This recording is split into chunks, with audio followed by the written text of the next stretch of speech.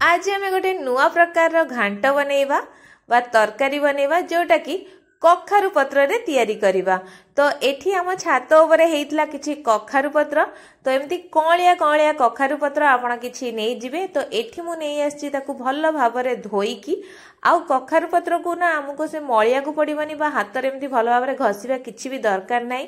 बस आपण माने सबु तक एमती साग को साइज करके भल्ल भाबरे धरि नेबे।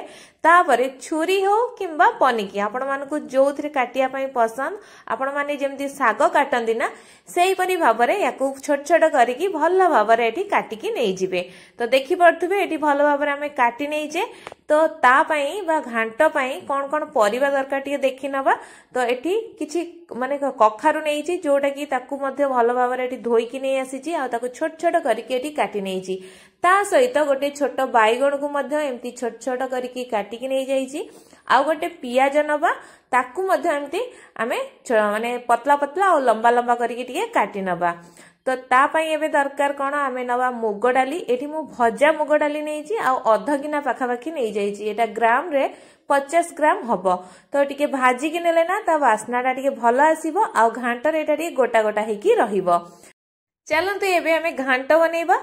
तो ता पई मु एठी नै छि गोटे प्रेशर कुकर। ताकू भलो भाबरे आमे कोन करबा ना प्रथमे गरम करनबा आ गरम होला परे सेथरे दे दवा पाखा पाखी 2 रु 2.5 चम्मच भलिया रिफाइन तेल। आ तेल अल्प गरम ही आसला बेलू से दे दबा आधा चम्मच करके पंच फुटण जोटा कि बहुत ही बढ़िया बास्ना आसवा सांगे तार माने फ्लेवरटा भी भल आसी थाए।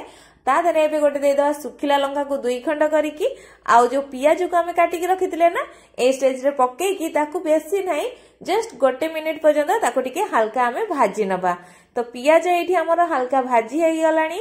तो एबे हमें एथरे दे दबा 5 रु 6 कोला भलिया रसुण जोटा कि एठी मु दरदरा भाबरे ताकू छेचिकी नै आसी छि। बिल्कुल भी बेसी छेचिबेनी एमती गोटा गोटा थिबो किंतु दरदरा हेई थिबो।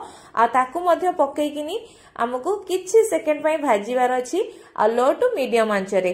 आकु ना पोडीबार नै काना रसुणटा पोडी गले ना ता फ्लेवरटा भलो आसीबनी। तो बस हल्का टिके भाजी नेबे। तापर हमें जो साग को काटिकी रखिथिले ना एथिरे देई दबा आ ए साग को या सहित खाली टिके गोळेई नबार अछि। ए जो हमर पियाज आ जो फुटण पकेइथिले ना ता संगे आकु बिल्कुल भी भाजीबार नै। तापरे आमे जो काटिकी रखिथिले कखारु आ बाइगण से परिबा तक को देई सारला परे ताकू मध्ये खाली गोळेई नबार अछि। आ तापरे आमे देई दबा जो गिनारे रखिथिले हमर भाजी किनी मुग डाली देई दबा आ से गिनारे मापिकी मु देई दोची 2 गिना एथिरे पानी। आपण एठी मापिकी सब जिंस नेबे देखिबे बहुत ही बढ़िया माने परफेक्ट बनिबो ए तरकारी। तो एथिरे आमे देई दबा आमे स्वाद अनुसार लूण आउ आधा चम्मच दे दबा एथिरे हमें हळदी गुंड काहे ना एटा जेतु सागर घांट हमें बनोजे ना तो बेसी हल्दी एथिरे दरकार नाही। बस एतिकी ही दरकार हमर जिंस। ए सब केबे भल्ल भाबरे हमें मिक्स कला परे ताकू ढक्कन को बंद कर दबा। बंद कला परे एथिरे लो टू मीडियम आंच रे हमें कोन करबा ना 2टा सीटी आसला पर्यंत याकू माने छाड़ी दबा। आउ तापरे पूरा ठंडा हला परे याकू काढी कि मु देखौजी। तो देखि पड़थिबे एठी डाली हमर भलो भाबरे सिझी जाईची।